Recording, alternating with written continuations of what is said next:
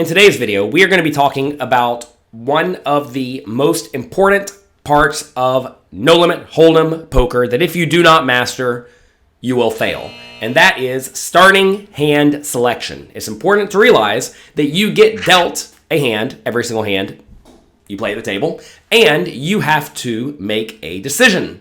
And if you make incorrect decisions, even marginally incorrect decisions on a consistent basis, that's going to result in a lot of money leaving your pockets and going into your opponent's pockets. So if you want to succeed, you must really understand starting hand selection. Most players know that pocket aces are great. They're happy to load their money in. But how do you actually feel about ace king? Do you think it's a drawing hand? How do you feel about pocket jacks? Do you think they always get cracked? What about 8-7 suited or pocket twos? You got to realize thoughts like, oh no, I have jacks and ace always comes when I have jacks, or especially when I have kings. If you have thoughts like this in your head, it's all nonsense. You have to get the nonsense out of your head and start thinking from a fundamentally sound point of view, as I'm going to show you how to do in this video. The three main factors you want to be considering when choosing your starting hands are your position, the effective stack depth, and also the blind, ante, and rake structure. For example, if you have a hand like ace-king and you're playing 20 big blinds deep, you can be pretty confident getting all of your money in. But if you're playing 500 big blinds deep, you basically never want to get all your money in with ace-king unless your opponent is insane. So you have to realize that these three factors are vitally important because they are going to very much dictate how you play each specific hand. You must understand that you need to think in terms of hand ranges. A range is a collection of all possible hands that you or your opponents could have at a given time. You have to realize in all scenarios, you are playing a range of hands and not just one specific hand. And by playing a lot of hands in the exact same manner, it makes it impossible for your opponent to know exactly which hand you have. A big mistake a lot of players make is to raise to different sizes with hands of different strengths on a consistent basis. For example, say you're playing 1-3 no limit hold'em, and it folds around to you, and you normally raise to, let's say, $10 with most of your hands. But when you have exactly aces, kings, queens, jacks, and ace-king, you make it 15. If anyone is paying attention at all, they're going to very quickly realize that whenever you make it 15, you have one of the best hands, and when you make it 10, you do not. And that's going to make you really easy to play against to the point that you're going to have a really tough time beating even the tiniest stakes games.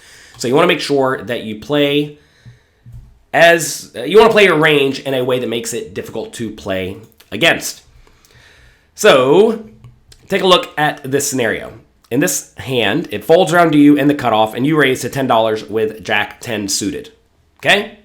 Understand, though, that you could be raising any of these other hands here in red.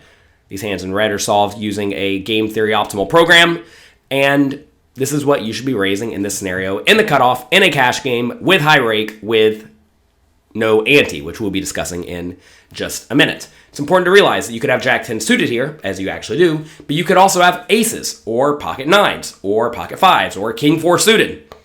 Something a lot of people do, very incorrectly by the way, is they just simply do not follow good, fundamentally sound pre-flop charts. It's important to realize that position is very important. You should play fewer hands in early position, and you should play many more hands in late position. For example, here we have 60 big blinds in a tournament, under the gun +1 RFI, which means raise first in. So this is when you are, let's say playing 7-handed in your first to act, okay? Or if you're playing 8-handed, the first player folds, now your second to act.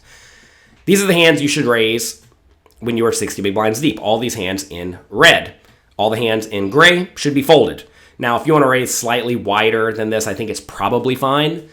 But you can't get too carried away when there's a whole lot of players yet to act. You can't raise Jack 7 suited or Jack 8 offsuit or Ace 7 offsuit. If you raise those hands in that scenario, you are going to get crushed by any of your opponents who play decently well.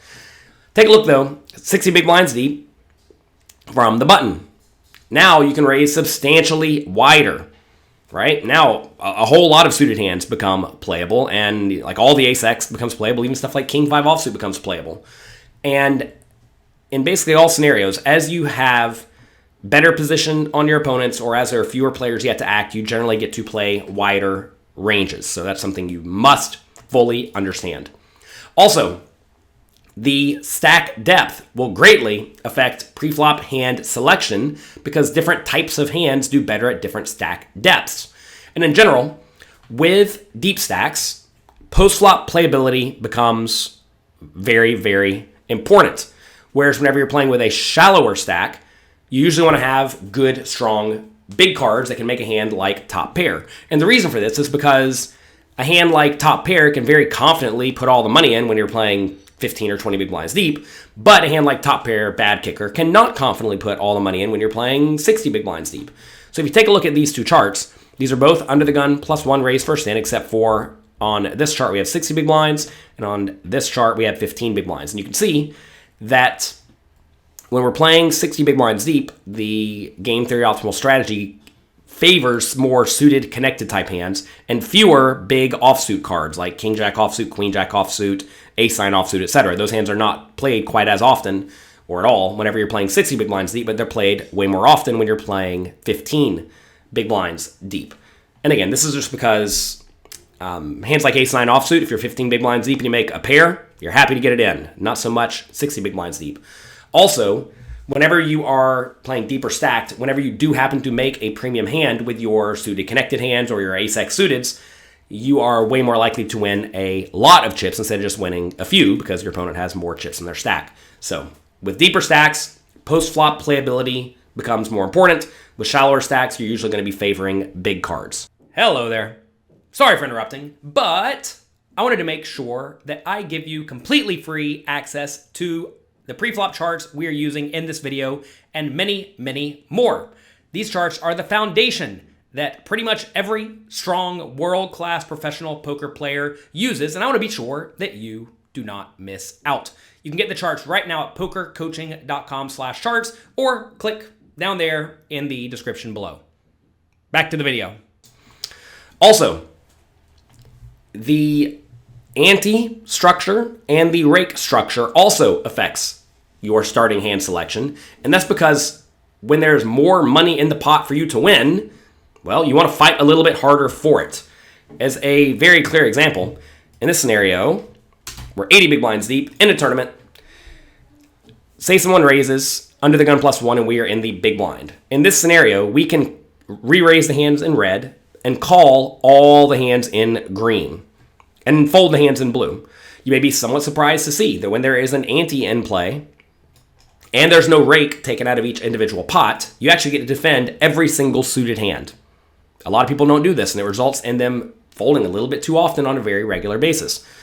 You will notice that a lot of the offsuit hands are not actually all that good, but you do get to play a pretty wide range in a tournament facing a standard raise. I believe this chart presumes 2.5 big blinds. In a cash game, though, with no ante in play and a rake taken out of each pot, essentially what happens is if someone raises, the pot is not nearly as big in a cash game compared to when you're in a tournament, even if they use the same preflop raise size. So you see, you actually have to be substantially tighter in a cash game when someone raises. I mean, you may be surprised to see under the gun +1 raises and you have king 10 offsuit in the big blind, just fold. Jack 7 suited, just fold. 10-9 offsuit, just fold. And this is a big mistake that a lot of cash game players make that makes them stay at the small stakes games forever. They defend way, way, way too wide. Now you may say that my opponents are especially bad. Sure, maybe they are. If that's the case, you want to figure out what they do incorrectly and then adjust to take advantage of them. But there's pretty much no world where you can defend against a 3 or 3.5 big blind raise with a hand like queen 8 offsuit against an early position raise, because your early position opponent is probably going to be somewhat tight, and a hand like queen 8 offsuit is nowhere near playable. So perhaps you can play a little bit wider than this 100 big blind cash game chart in the big blind facing an early position raise, but you can't play a whole lot wider. And if you do, you're going to have a pretty tough time winning. So those are the 3 vitally important points you must understand in order to master starting hand selection. To recap them, number 1, play more hands in late position and fewer hands in early position. Also, make sure you adjust your ranges for the stack depth. Hands with good playability good post-flop playability go up in value as stacks get deeper. Hands with good, strong, high cards go up in value as stacks get shallower. And then you want to play more hands when there's an ante and no rake, and you want to play fewer hands when there is no ante and a rake, because as there's more money in the pot, you must be more and more willing to fight for the pot. So that's it for today. Again, to get the pre-flop charts that will help you very clearly see which hands you should be playing in all scenarios, assuming your opponents play well, make sure you click the link below to get them.